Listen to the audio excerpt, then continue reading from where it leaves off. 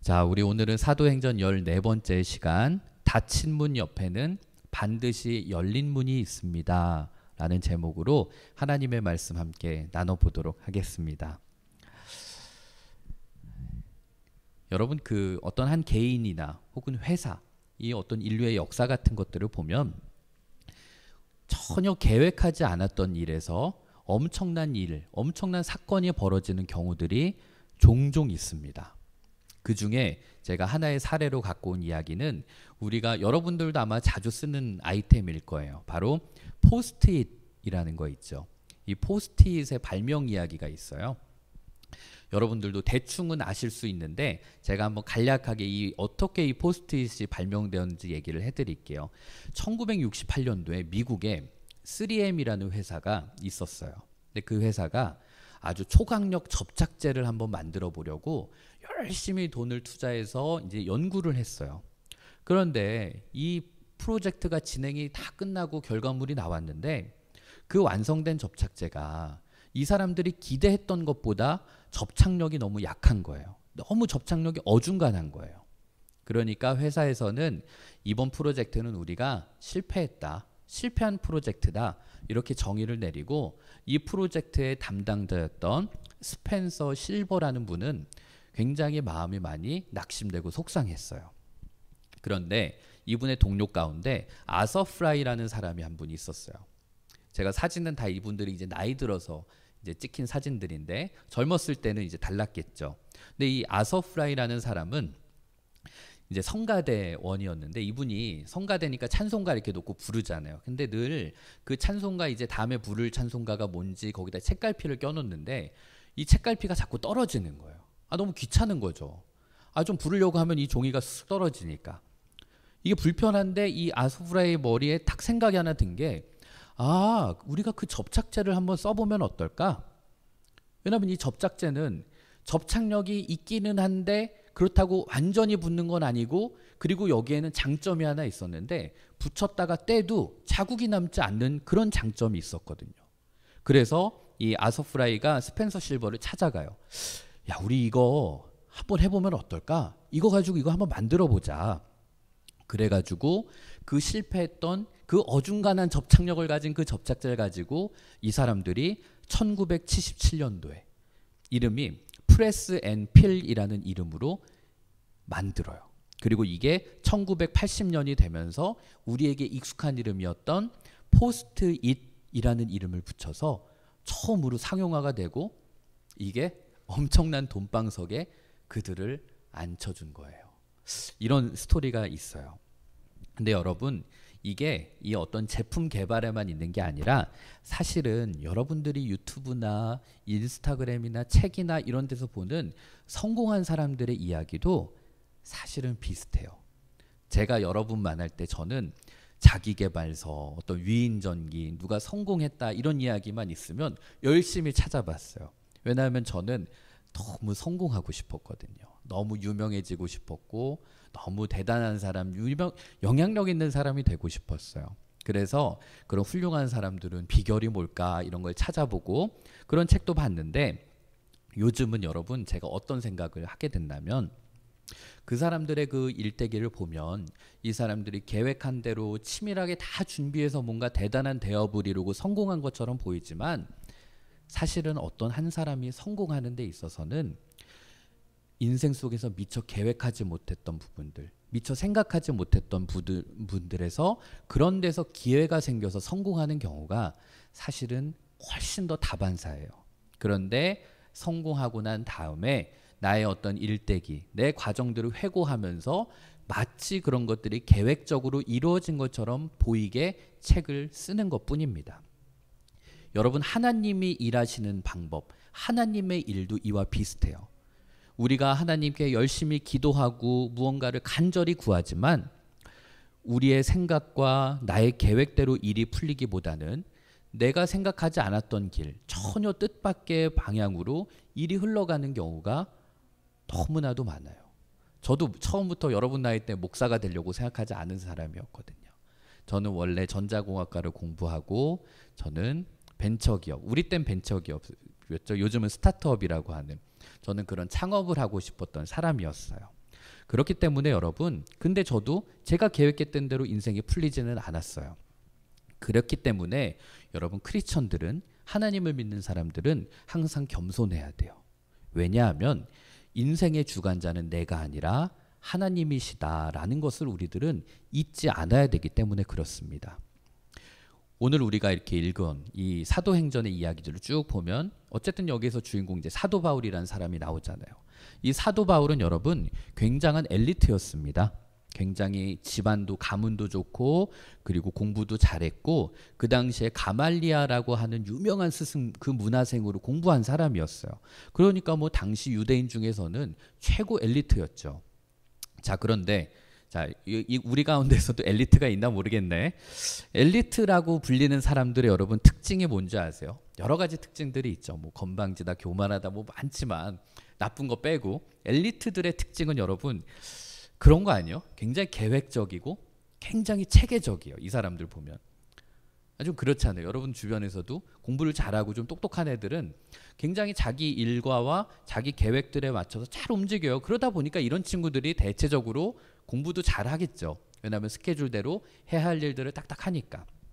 자, 그래서 이 바울이라는 사람도 굉장히 체계적이고 계획적인 사람이어서 바울이 이제 1차로 나갔던 전도 여행은 굉장히 바울이 계획한 대로 생각했던 대로 잘 이루어졌어요. 원하는 코스대로 다 잘 이루어지고 그렇게 예루살렘으로 돌아왔단 말이에요. 자, 그런데 이제 오늘 본문에서 이제 시작되는 건 바울이 2차 전도 여행을 떠나요. 1차 전도 여행은 한번 마쳤으니까 이제 2차 전도 여행을 떠나는데 여러분 오늘부터는 이 상황이 전혀 예측하지 못했던 변수들이 막 빵빵 터져요. 자, 여러분 원래 믿음 생활이라는 거, 신앙 생활이라는 게 사실은 좀 그래요. 여러분들이 예수님을 처음 믿고 예수님을 인격적으로 처음 만나고 나면 혹은 여러분들 막 주변의 어른들 중에 교회를 처음 나오셔서 막 이제 그 뜨겁게 하나님을 사랑하게 되는 일들을 겪은 분들 보면 막 기도하는 대로 다 이루어지고 하는 것마다 잘 되고 뭔가 예수 믿고 나니까 정말 일이 순탄하게 잘 풀리는 것 같은 그런 일들을 우리들은 보게 돼요. 그런데 여러분 이게 평생 가지 않아요. 신앙이 성숙해지고 신앙의 연주가 깊어지면 깊어질수록 하나님께서는 그때부터 그 사람에게 뭔가 장애물을 주세요. 인생에 어려움을 주시고 뭔가 계획했던 대로 풀리지 않는 경험들을 하게 하세요. 왜 그러냐면 일종의 훈련이에요. 그래야만 그 사람이 얕은 수준의 그런 신앙인이 아니라 보다 깊은 수준의 신앙인이 될 수 있기 때문에 그래요. 자, 2차 전도 여행에서 바울에게 펼쳐졌던 변수란 무엇이었는가 하면 제일 먼저 일어난 일이 여러분, 난 성경이 이런 것도 다 담는구나라는 게 여러분 만날 때 되게 신기했는데 바울이 1차 전도 여행을 같이 열심히 다녔던 동역자였던 바나바하고 싸움이 나요. 다툼이 일어나요. 그래서 여러분 그 다툼의 정도가 얼마나 심했냐면 둘이 갈라서게 돼요. 그렇게 1차 전도 여행을 잘 지냈는데 이 사람이랑 갈라지게 된 거예요. 처음부터 헤어질 계획은 없었어요. 너무나 잘 맞는 동역자였고 1차 전도 여행을 보면 아주 둘이 환상의 팀워크를 자랑합니다. 그래서 그래 바나바와 함께라면 2차 전도 여행도 잘할 수 있을 거야 라는 그런 기대가 있었는데 문제가 터졌어요. 어떤 문제였냐면 1차 전도 여행 때 마가라고 하는 요한 이 청년을 데리고 전도 여행을 떠났단 말이에요. 그 얘를 데리고 갔는데 이 마가 요한이 바나바의 사촌이었거든요. 바나바의 사촌 친척. 얘를 데리고 이제 전도 여행을 떠났는데 여러분 전도 여행에 무슨 크루즈 타고 막 편하게 다니는 게 아니잖아요. 그러니까 이 마가 요한이 어렸으니까 따라갔더니 너무 힘든 거야. 그래가지고 얘가 여러분 그냥 포기하고 집으로 도망가 버려요. 마가가. 근데 이런 마가를 데리고 다시 한번 2차 전도 여행을 떠나자 이 이야기를 지금 바나바가 바울에게 제안한 거예요. 근데 여러분도 아시잖아요. 바울이 한 성격 하잖아요. 말도 안 된다는 거죠. 아니 지금 전도여행 떠났다가 힘들어가지고 도망간 놈을 다시 데리고 와가지고 얘를 또 데리고 2차 전도여행을 가자고 나는 반대야. 바울이 막 반대를 한 거죠. 그러니까 바나바는 그래도 우리가 기회를 좀 주고 다시 데려가야지. 절대 안 돼. 안 돼. 이러다가 이제 이게 감정 싸움으로 너무 커져 버려서 결국은 둘이 여러분 갈라서게 되는 일이 벌어집니다. 신기하죠? 그렇게 믿음의 사람이라고 하는데도 이렇게 이런 문제 가지고 이제 싸우는 거죠. 그래서 결국 여러분 바나바는 구브로라고 하는 섬으로 전도여행을 떠나고 바울은 그 반대 코스인 루스드라라고 하는 곳으로 떠나게 돼요. 이것도 사실 바울도 원래는 구브로 섬으로 갈 계획이었어요. 왜냐하면 바울이 1차 전도 여행했던 코스 그대로 2차 전도 여행도 그대로 떠날 계획이었거든요. 그런데 아니 바나바가 구브로로 가겠다는 거예요. 그러면은 같은 데를 또 같이 갈 수는 없으니까 그래? 그럼 나는 루스드라로 갈게. 이러고 1차 전도 여행의 역행 코스로 바나바 이제 루스드라로 간 거예요. 전혀 계획했던 코스가 아니었어요. 그런데 여러분 바울이 어떻게 하다 보니 간 그 루스드라라고 하는 곳에서 뜻밖의 인물을 하나 만나게 돼요. 바로 그 사람의 이름이 디모데라고 하는 청년이었어요. 여러분 이 디모데는 바울의 인생 속에서 정말 귀한 만남을 갖게 하는 바울의 후계자 혹은 바울의 아들이라고 불리는 그런 사람이었어요. 여러분 바울이 사도 바울이 막 성경에 보면 목회 서신 편지를 쓰는데 보면 디모데를 언급할 때 어떻게 표현하는 줄 아세요? 한번 볼게요. 고린도전서 4장 17절을 보면 내가 주 안에서 내 사랑하고 신실한 아들 디모데를, 그리고 디모데전서 1장 2절을 보면 믿음 안에서 참 아들 된 디모데에게, 디모데후서 1장 2절을 보면 사랑하는 아들 디모데에게 편지하노니. 아주 여러분 이 문장에서 그 디모데를 향한 바울의 사랑이 막 뚝뚝 묻어나지 않아요? 얼마나 이 디모데를 사랑하면. 바울이 여러분 냉정하고 똑똑하고 날카로운 사람이어서 이렇게 다른 사람 칭찬 잘 안 하는 성격이란 말이에요. 근데 바울이 이렇게 디모데만큼은 예외였다고요. 이렇게 귀한 바울의 인연, 바울의 그 디모데라는 청년을 바울이 어디서 만나게 된다면 루스드라라고 하는 그곳에서 만났어요. 자, 여기서 우리 한번 생각해 볼까요, 여러분? 바울이 만약에 자기 계획대로 움직였다면 아마 바울은 디모데를 만나지 못했을 거예요. 아마 바울은 바나바와 싸우고 구브로로 갔어야 되는데 저 바나바가 구브로 가니까 나는 할 수 없다. 루스드라로 가야 되겠다. 이러면서 루스드라로 갈 때 바울의 속마음은 여러분 어땠을까요? 저가 상상해 보면 이랬을 것 같아요. 이번 전도 여행은 망했다. 이거 계획대로 완전 안 됐네. 이번엔 이거 어떡하냐, 실패했다. 그런데 여러분 그 망해 보이는, 그 실패해 보이는 그 여정 속에서 그 첫걸음에서 디모데와 같은 귀한 청년을 만나게 될 줄 누가 알았겠어요? 여러분 잠언 16장 9절을 보면 이런 말씀이 있습니다. 사람이 마음으로 자기의 길을 계획할지라도 그의 걸음을 인도하시는 이는 여호와이시니라. 여러분 완전히 실패한 곳, 완전히 망한 곳이라고 생각되는 그 자리에서도 아름다운 꽃이 피어날 수 있다는 이야기예요. 바울이 바나바와 싸워서 헤어지게 되고 바울이 계획했던 그 루트가 변경이 되어서 구브로 섬이 아니라 루스드라로 가게 된 것, 자기가 생각했던 일정과 이 타임라인이 다 틀어진 것, 그리고 그 상황 속에서 디모데를 만나게 된 것은 바울이 전혀 예측하지 못했던 그런 하나님의 새로운 축복이었다는 거예요. 그러므로 여러분들의 삶 속에서 여러분들이 계획도 세우고 나름대로 모두 하지만 그런 속에서 여러분들 계획대로 되지 않고 예기치 못한 일들이 벌어져도 우리는 절망하면 안 되는 거예요. 왜냐하면 여러분들 눈에는 망해 보이는 그 길 속에서 하나님이 예비하신 새로운 축복의 길이 반드시 저와 여러분을 기다리고 있기 때문에 그래요. 이렇게 유능하고 좋은 성품을 지닌 이 디모데라는 청년을 데리고 이제 바울이 2차 전도 여행을 시작해 나가는 거예요. 자, 그런데 좋은 멤버를 만났으니까 이 바울의 2차 전도 여행이 어땠을까요? 그 열매가 어마어마했어요. 우리가 읽었던 4절 5절을 보면 여러 성으로 다녀갈 때 예루살렘에 있는 사도와 장로들이 작정한 규례를 그들에게 주어서 지키게 하니 이에 여러 교회가 믿음이 더 굳건해지고 수가 날마다 늘어가니라. 바울이 1차 전도 여행 때 다녔던 이 교회들을 순회하면서 돌아다니면서 복음을 전하고 또 거기에 있는 그 교회 리더들을 격려하니까 어떻게 됐다고요? 믿음이 더 굳건해지고 그 수가 날마다 늘었다. 성경은 이렇게 이야기해요.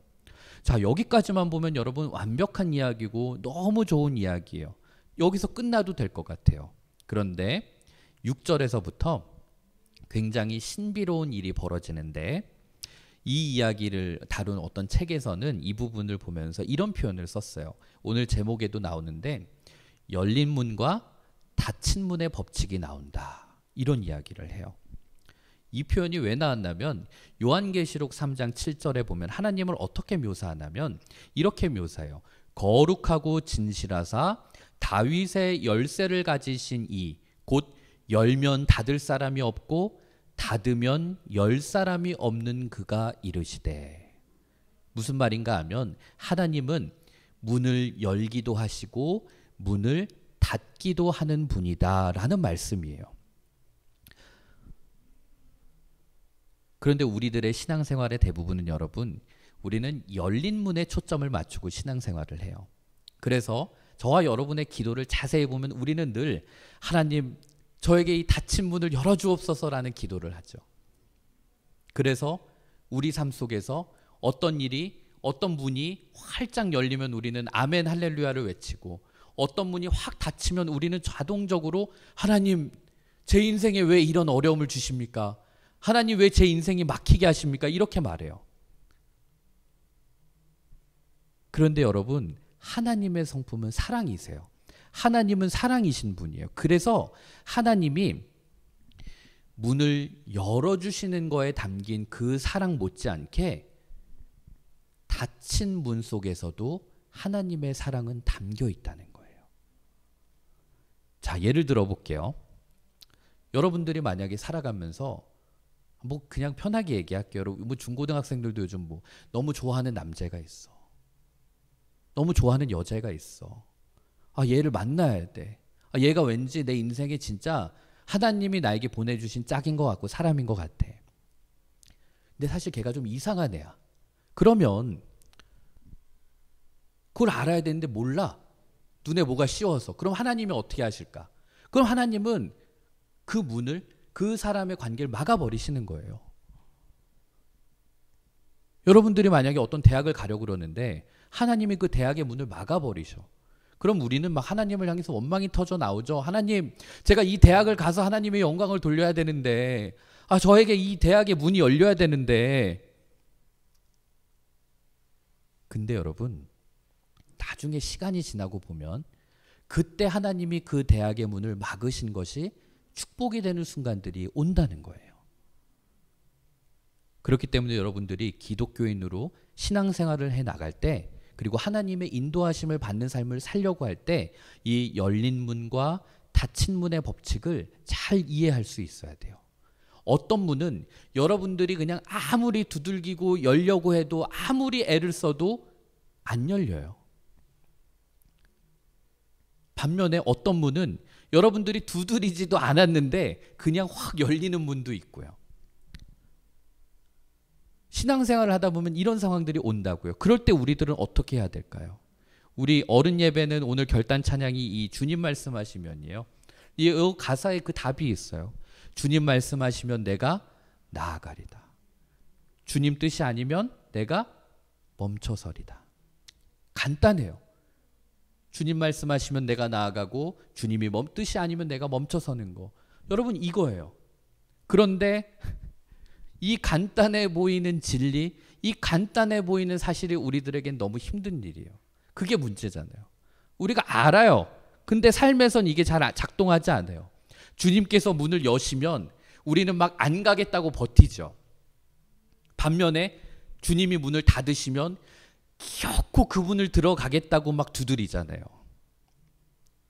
그런데 오늘 본문에 보면 이 바울이 열린 문과 닫힌 문이라는 이 법칙 안에서 어떻게 반응했는지가 나오는데 6절과 7절을 보면 이제 성령님의 닫힌 문이 나와요. 한번 읽어볼게요.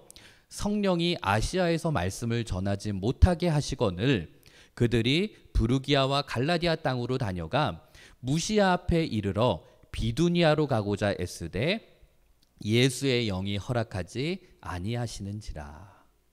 야, 막 어려운 지명 막 나오는데, 자, 정리를 할게요. 이 지도 한 번만 보여주세요, 선생님. 자, 여기 지도를 보면 바울이, 원래 바울의 계획은 여기 보면 이제 아시아라고 돼 있잖아요. 이 아시아가 지금 우리 사는 아시아를 얘기하는 게 여러분 아니에요. 이 아시아라는 지역이 소아시아 요 지역, 그러니까 터키 있고 막 요쪽이란 말이에요. 그러니까 이 소아시아에 가서 바울은 복음을 전하려고 했어요. 근데 성령님이 바울에게 그걸 계속 막으시는 거예요. 근데 바울은 그 막으시는 속에서도 이제 계속 어떻게든 복음을 소아시아에 가서 전하려고 하는데, 바울이 이제 이 무시아라는 지역에 가서도 이제 바울은 비두니아라고 하는, 자, 동쪽에 있는 그 지역을 가서, 지도를 보는 동쪽에 가서 복음을 계속 전하려고 하는데 성령님이 그것도 막으시는 거예요. 그리고 성령님이 그러면 바울의 그 동쪽으로 가려는 걸 막으시면 어디로 가게 하냐면 계속 여러분 지도에 보면 서쪽으로 성령님이 바울을 계속 가게 하시는 거예요. 여러분, 바울이 한 성격 하는 사람이잖아요. 바울은 사람들이 막아도 아우 나는 갈 거야 이러고 가는 고집 있는 사람이에요. 그런데 성령님이 막으시니까 이 고집 센 바울도 딱 멈추게 되었어요. 바울 생각에는 반드시 이 길로 가야 될 것만 같은데, 우리 생각에도 마찬가지로 내 생각에도 내 인생은 이 길로 가는 게 하나님의 뜻을 이루는 것 같아 보여요. 그래서 내 생각에는 이 길로 가는 게 맞는 것 같은데 하나님이 그 길을 막으실 때가 있다고요. 그때 우린 미쳐요. 아, 이 길 가는 게 하나님의 뜻과는 반대되는 걸 알 때는 우리 괜찮아요. 그래도 하나님이 막으신 게. 근데 내가 이 길로 가야, 내가 이 대학을 가야만 뭔가 하나님께 영광을 돌리는 것 같은데 하나님이 그 길을 막으실 때가 있다고요. 하나님이 지금 바울 하나님의 사람이에요. 근데도 바울이 계획했던 거와는 반대로 하나님이 막으실 때가 저와 여러분 인생에도 분명히 찾아오고 분명히 지금도 있을 거예요. 자, 그런데 하나님이 그렇게 닫으실 때는 분명히 이유가 있다는 거죠. 잠언서 16장 25절을 한번 볼게요. 어떤 길은 사람이 보기에 바르나 필경은 사망의 길이니라. 자, 이 필경이라는 말이 여러분 뭔지 아세요? 이게 끝장에 가서는, 이런 말이에요. 더 우리식으로 와닿게 표현하면 나중에 가보면 너희들 알게 될 거야, 이 이야기거든요. 지금 바울이 서쪽으로 가는 거는, 그러니까 예수님, 하나님이 원하시는 서쪽으로 가는 건 마치 생명의 길이고 바울이 원하는 그 아시아 동쪽으로 가는 건 죽음의 길이다, 그 문제가 아니에요. 여기서 말하는 건 타이밍이라는 거죠. 타이밍. 여러분, 우리 인생길에는 하나님의 뜻도 있고 또 내가 생각하는 내 뜻도 있어요. 그래서 하나님의 생각과 내 생각이 같을 때도 있지만 사실 다를 때도 많거든요. 그런 상황이 왔을 때 여러분들은 과연 어떤 선택을 하겠냐는 거예요. 여기로 가면 내 생각엔 이게 좀 뭔가 잘못된 것 같은데 하나님의 뜻은 이쪽인 것 같고, 그럴 때 나는 내 생각을 따를 것인가 하나님의 뜻을 따를 것인가, 그 선택의 순간에 여러분들은 어디에 인생의 베팅을 거시겠냐는 거예요. 내 감을 믿을 것인가 하나님의 말씀을 믿을 것인가. 저는 여러분들이 여러분의 인생을 놓고도 하나님이 원하시는 길에 베팅할 수 있는 그런 사람들이 되었으면 좋겠어요. 왜냐하면 이사야 55장 8절 9절을 보면 이런 말씀이 있는데, 이는 내 생각이 너희의 생각과 다르며 내 길은 너희의 길과 다름이니라. 여호와의 말씀이니라. 이는 하늘이 땅보다 높음같이 내 길은 너희의 길보다 높으며 내 생각은 너희의 생각보다 높음이니라. 성경은 정확하게 말씀하세요. 하나님의 생각이 저와 여러분들의 생각보다 훨씬 높이 있고 훨씬 깊고 훨씬 넓다라는 거예요. 그렇기 때문에 현명한 그리스도인, 참된 그리스도인일수록 인생에 여백을 만들면서 살아가야 돼요. 내 삶의 여지를 만들어야 돼요. 어떤 여백, 어떤 여지? 하나님이 여러분의 삶에 개입하실 수 있는 그런 여유 공간을 만들면서 살아야 된다는 거예요. 여러분들이 나름대로 공부하고 최선을 다해서 무언가를 준비하고 계획은 하지만 이거 아니면 내 인생 망한다. 이런 생각으로는 살지 말라는 거예요. 나에게 이것만이 내 인생의 전부야. 이거 안 되면 내 인생 끝이야. 이렇게 생각하지 말고 얼마든지 하나님의 계획 안에서 내 인생이 바뀔 수 있다. 하나님이 나를 이 길로 인도하시면, 하나님이 나를 이쪽으로 옮기시면 옮겨질 수도 있다. 이렇게 유연하게 생각하면서 살아야 돼요. 여러분들이 하나님 앞에 간절히 기도하는 기도 제목들이 있을 거예요. 근데 하나님이 그걸 막으신다? 그럼 여러분 그 순간에 내 인생은 끝났어 라고 말하기보다는 주위를 한번 둘러보세요. 분명히 하나님이 열어놓으신 다른 문이 있을 거예요. 하나님은 반드시 한쪽 문을 닫으시면 다른 쪽 문을 열어주시는 분이시기 때문에 그래요. 그런데 여러분들이 영혼의 영적인 눈이 열려야만 그게 보일 수 있어요. 육신의 눈에 사로잡혀 있으면 오로지 내 눈앞에 닫힌 문만 보여요. 그런데 여러분들이 하나님이 주신 영안이 열릴 때 그 닫힌 문 옆에 환하게 열려있는 문이 보이게 될 줄 믿습니다. 자, 그렇다면 하나님께서는 바울이 가고자 하는 문은 닫았어요. 근데 다른 문을 지금 열어주셨는데 그 열어주신 문이 뭔가 하면 9절을 보면 밤에 환상이 바울에게 보이니 마게도냐 사람 하나가 서서 그에게 청하여 이르되 마게도냐로 건너와서 우리를 좀 도와달라. 이런 환상을 바울이 보게 되었어요. 자, 지도 한 번만 좀 보여주세요. 자, 마게도냐라는 위치 여러분 보이죠? 자, 바울이 환상을 보게 되었는데 이 환상 속에서 마게도냐 한 사람이 나와가지고 우리를 좀 와서 도와주십시오 라고 이렇게 손짓을 하는 거예요. 지금 바울은 여기 아시아라고 써있는 부분, 소아시아, 여기에서 복음을 전하려고 했는데 환상 속에서 이 사람이 이 에게해라고 하는 바닷가를 건너서 마게도냐로 좀 건너와 줘서 우리를 좀 도와주십시오 하는 환상을 보게 되니까 하나님은 바울이 너 소아시아에 있지 말고 마게도냐라고 하는 곳으로 좀 건너가라 이렇게 이끄셨어요. 왜 하필, 아니 소아시아에서 복음 전해도 되는데 왜 마게도냐로 가도록 이끄셨을까? 여기에는 어떤 의미가 있었는가 하면, 자 여러분, 바울의 시선, 바울의 눈은 저 소아시아 반도, 저 소아시아에만 묶여 있었어요. 그런데 하나님의 눈은 이 소아시아를 넘어서 전 세계로, 더 넓은 세계로 하나님의 시야는 넓혀져 있었어요. 그러니까 하나님은 바울이 갖고 있는 이 눈의 지경, 이 눈의 시야가 넓어지기를 원하셨어요. 그래서 바울은 이 하나님의 말씀을 소아시아에만 전하는 게 아니라 그 복음을 소아시아뿐만 아니라 전 세계로 복음이 확장되도록 너가 나섰으면 좋겠다. 이게 하나님의 뜻이었다고요. 여러분, 바울이 처음에 예수님을 만나기 전에는 유대인의 구원만을 생각하던 사람이었어요. 그런데 바울이 다메섹 길 위에서 예수님을 만나게 된 다음에 바울은 이방인을 향한 복음을 전해야 되겠다라는 것을 품고 복음 전하는 사도가 되었어요. 그 결과물이 1차 전도 여행이었는데 이제 2차 전도 여행을 나설 때는 하나님은 더 이상 바울이 그 유대 지역 거기 있는 사람들만 복음 전하는 것이 아니라 유럽의 복음을 전하는 사람이 되도록 하셨고, 나중에 우리가 보게 될 3차 전도 여행에 가서는 로마 제국 그리고 스페인까지 정말 전 세계의 복음을 전할 수 있는 그런 사도로 하나님은 쓰시고자 하셨어요. 하나님은 이 그리스도의 복음, 예수 그리스도의 이야기가 유대 지역을 넘어서 아시아 그리고 유럽 온 세계로 퍼져나가길 원하셨던 거예요. 그래서 바울이 소아시아에 가서 복음을 전하려고 했던 계획이 틀려서가 아니라 그걸 막으시고 그의 그 복음 전도의 방향을 넓혀주셨던 거예요.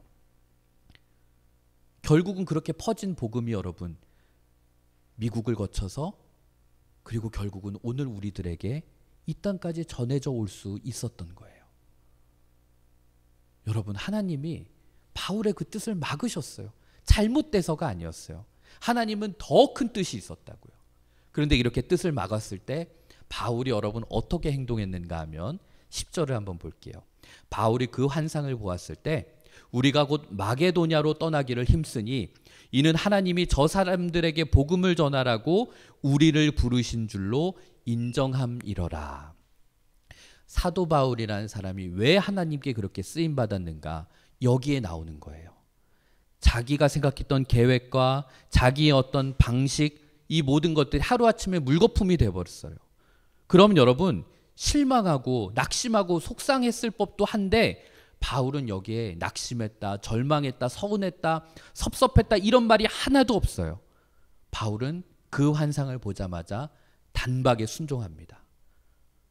이게 바울과 우리의 차이점이죠. 우리는 하나님의 말씀을 들어도 억지로 순종하잖아요. 정말 소가 도살장에 끌려가는 것처럼 겨우겨우 억지로 순종하는데 바울은 바로 순종했어요. 여러분 순종이라는 것은 타이밍이 중요해요. 그렇잖아요. 엄마가 한나야 와서 밥 먹어라 이랬어. 그럼 바로 가서 밥 먹어야지. 아 이따 갈게요. 이따 갈게요. 한 2시간 뒤에 가봐. 밥 씻고 엄마는 화나고. 여러분 모든 것들이 타이밍의 싸움이거든요. 보통 사람 같으면 이런 환상 봤으면 아유 무슨 마게도냐까지 가. 지금 마게도냐 나 계획도 없었는데 무슨 이런 환상을 내가 보지? 아 이거 그냥 환상 아니 그냥 개꿈이겠지 이랬을 거예요. 그런데 바울은 이 환상을 보고 정확하게 여러분 제대로 해석해요. 여러분 해석이 중요하다는 거 아세요? 우리는 자꾸 하나님에게 어떤 환상과 신비로운 걸 보게 해달라고 내 미래를 보게 해달라고 얘기하지만 여러분 중요한 거는 환상을 보는 것보다 더 중요한 건 해석이에요. 아 우리 다니엘서 볼 때 봤잖아요. 환상은 느부갓네살 왕도 봤잖아요. 그런데 다니엘은 해석을 제대로 하잖아요. 저는 여러분들이 하나님이 주시는 환상을 보는 것도 너무 좋지만 그 환상을 보는 것보다 거기에 머물지 않고 무엇보다 그 안에 담겨져 있는 하나님의 뜻을 정확하게 해석하고 정확하게 순종하는 사람들이 되었으면 좋겠어요. 자, 여러분 바울의 2차 전도 여행은 꼬일 대로 꼬였어요. 재수 없을 대로 재수 없어졌어요. 바울이 계획했던 대로 하나도 안 됐어요. 자기 맘대로 된 게 없었어요. 그래서 바울은 정말 자기가 생각했던 거와는 전혀 다른 길로 전혀 다른 사역으로 나아가는데 여러분 이게 운이 없고 뭐에 씌웠고 재수 없는 상황이 아니라고요. 성령님이 개입하심이었다고요. 내 뜻대로 하나도 되지 않는 것들이 사실 바울에게는 축복이었다는 거예요. 절친 너무 귀한 동역자 바나바와 헤어졌어요. 그런데 디모데라고 하는 아주 좋은 새로운 동역자를 만나게 됐어요. 아시아 지역으로 가서 복음을 전하려고 했어요. 그런데 그 길을 막으시고 하나님은 바울이 유럽이라고 하는 더 큰 무대로 더 큰 세계로 복음을 전하게 하는 그 유럽이라는 새로운 땅이 열리게 하셨어요. 한 문을 막아서 결국 다른 문으로 돌아서 갔는데 그 문에 내가 생각하지도 못했던 내 수준으로는 계획하지도 못했던 놀라운 하나님의 축복과 은혜가 기다리고 있었던 거예요. 여러분 예수님을 믿는다는 거 신앙생활을 한다는 건 그저 주일날 나와서 말씀 듣고 예배드리고 헌금하고 이런 수준의 차원이 아니에요. 그건 종교생활이라고요. 우리가 하나님을 믿는다라는 거 신앙생활을 하는 것, 믿음생활을 하는 것에 있어서는 이렇게 내 삶을 인도해 가시는 하나님의 역동성, 하나님의 아주 다이나믹이 있는 거예요. 예수를 믿어도 인생의 폭풍 속에 던져지고 풍랑 속에 던져지고 도저히 내가 어디로 가야 될지 모르는 그런 순간이 올 때가 있어요. 그래서 우리들이 인생을 살면서 힘들어해요. 그래서 어려워해요. 그러나 그런 걸로 인생을 포기해버리고 좌절하지 않고 그 상황에 기대하는 거. 그게 예수 믿는 사람들의 특권인 거예요.